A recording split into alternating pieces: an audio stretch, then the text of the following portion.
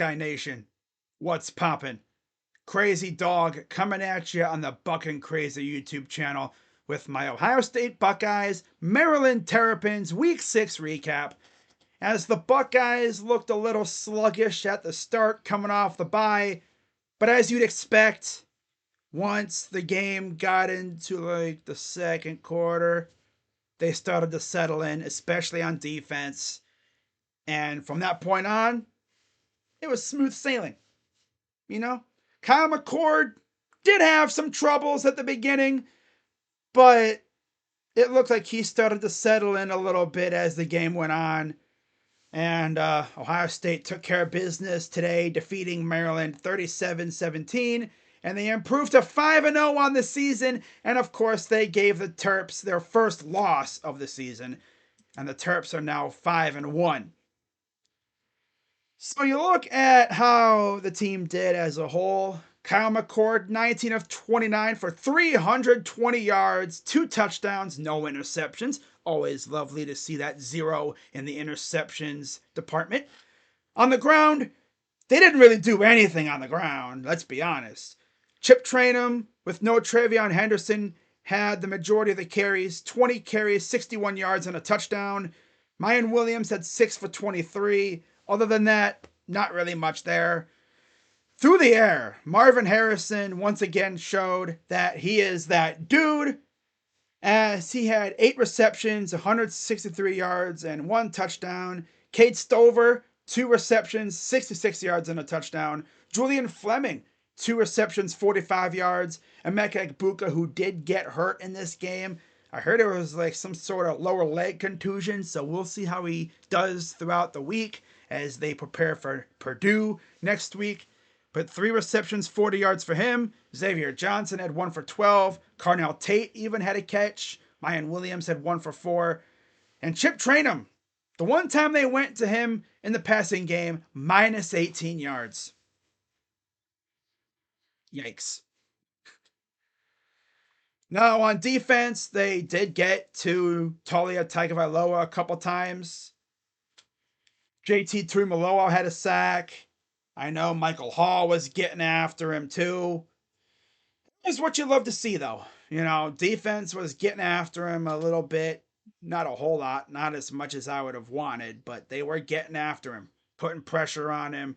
And they forced 2 big turnovers. One was a pick 6. The other one was just a straight up interception after it looked like they couldn't contain Talia.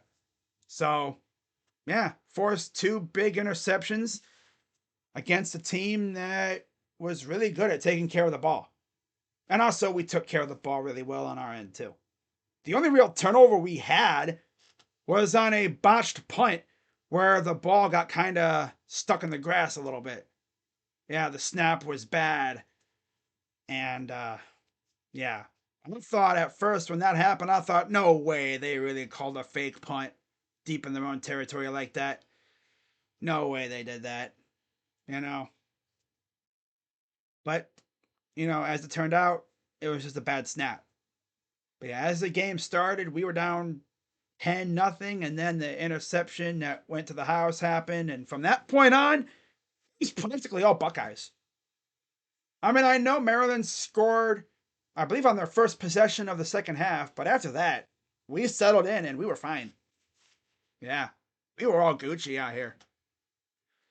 So yeah, in terms of where the Buckeyes stand in the Big Ten, they are one of 3 remaining undefeated teams in the conference. All 3 are, of course, in the same division. I believe this is the final year of divisions in the Big Ten.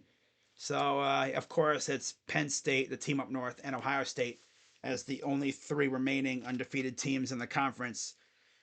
Just like you would expect, right? Yep. But I will say Maryland did give us a bit of a scare. But, yeah, it went about as you'd expect. Ohio State took control late. And there you go. Ohio State wins. And now it's on to Purdue. And as far as me streaming that game, I'm not sure if I'll stream it. It's on Peacock. I might stream it. We'll see. I have to get Peacock though. Have to see about that. I'm already paying for a lot of apps and stuff, so I might have to cut off one app and get Peacock or whatever. Maybe they have like a free trial I could do. I don't know. I have to see about it, but yeah, and of course the Buckeyes, I believe, covered the spread. They were favored by 17. They won by 20. So there you go. But yeah, with that being said, guys, let's get into my post-game observations. Observation number 1. Marvin Harrison Jr. is not real. That dude is an animal. He is without a doubt a top 5 pick in the draft in April.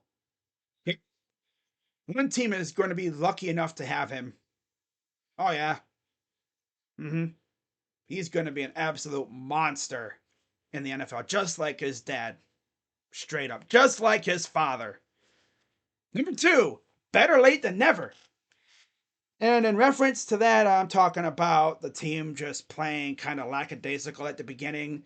They look kind of sleepy, to be honest. You know, they look like they weren't really all there. And they woke up, you know, they locked in as the game went on. But yeah, definitely not the smoothest game. But like I said, they did wake up and they took control and they never looked back. It's a W. That's all that matters. And number 3, Ryan Day gotta stop being unserious. Still doing some cute ass play calls. And then on the Kate Stover touchdown. Oh, I think it was a Kate Stover touchdown. It was on a big play. It might have been the Marv catch. I don't know, but it happened. And this dude got in the way of the referee. And yeah, got a flag thrown. Freaking Ryan Day, I swear, dude. I swear. This guy can be so damn unserious sometimes.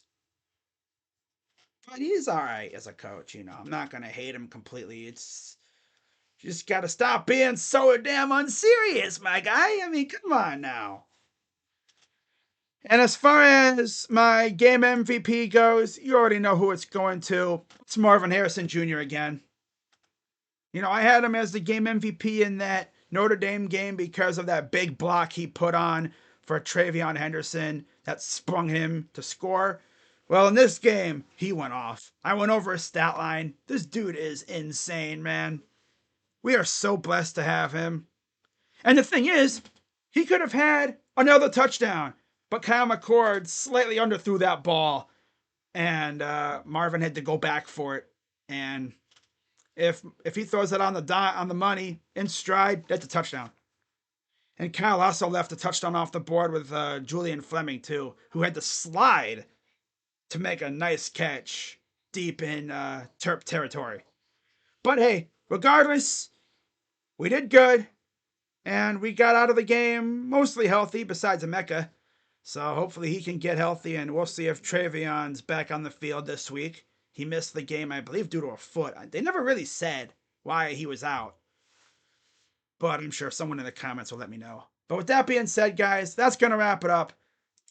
I'm going to go get me something to eat for lunch because I'm starving. I mean, got a dub though.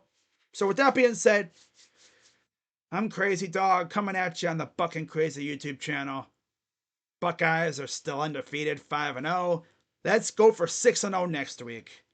Let's go Bucks. OH. I'm out. Bye-bye.